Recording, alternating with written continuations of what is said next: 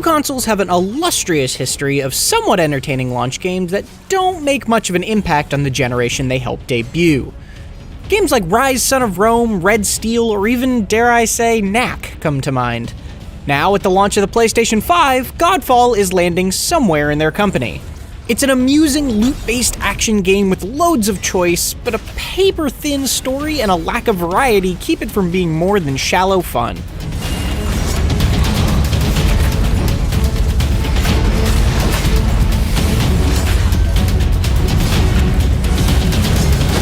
Godfall's story is the very definition of forgettable, barely establishing its beautifully designed world before putting you in the boots of a fallen king named Orin on the hunt to stop his brother Macros from becoming a god. It's a threadbare excuse to go fight some dudes in missions set across 3 open-world maps. Their bespoke environments really are beautiful, but while they may be visually distinct, all 3 maps are functionally identical.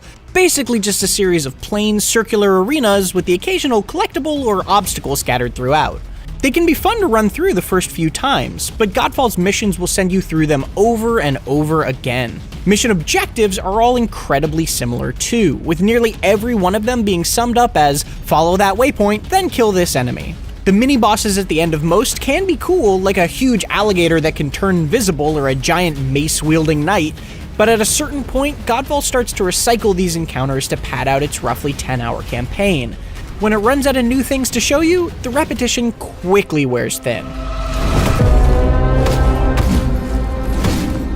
What keeps it going for as long as it does is that the combat itself can be very amusing. While it can certainly feel clunky at times, Godfall has loads of different combat mechanics to explore no matter which of its distinct feeling weapons you use. Some of it will be familiar, like using heavy attacks to build up an enemy's breach gauge to stagger them, but things like the Soul Shatter mechanic feel novel, essentially letting you bank part of an enemy's health bar with light attacks before triggering it for a burst with a heavy.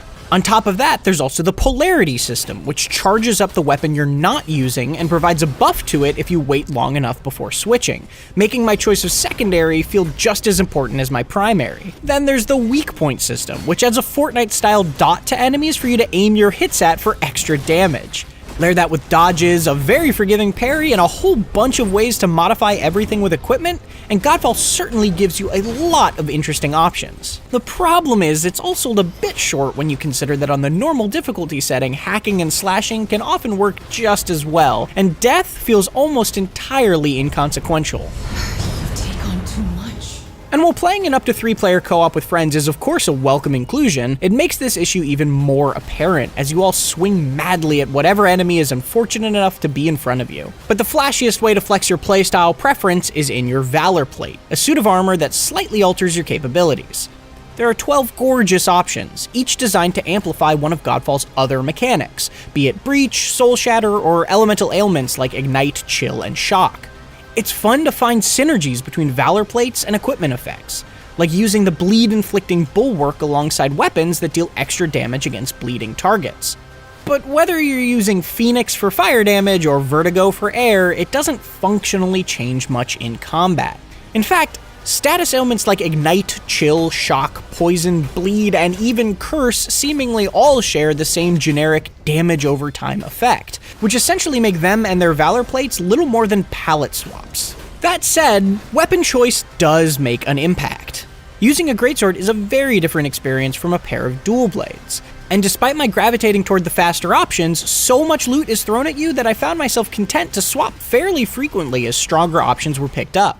I do wish it was less cumbersome to manage my loadouts across Valor Plates, but at least the weapons are all extremely cool looking. Once you beat Godfall, you'll reach its repetitive endgame mode called Dreamstones. These reuse the exact same missions from the campaign packaged into small sets as Orin explores his memories. Not that I found them very memorable in the first place. The most interesting parts of Dreamstones borrow ideas from roguelikes. They apply randomized modifiers that weaken or buff certain mechanics. You're also offered your pick of 2 different missions to complete each round, and even given a choice of temporary boons between them. That's a neat concept, but it doesn't help the fact that you're just replaying the same content you've already beaten, and that already had a variety problem before this.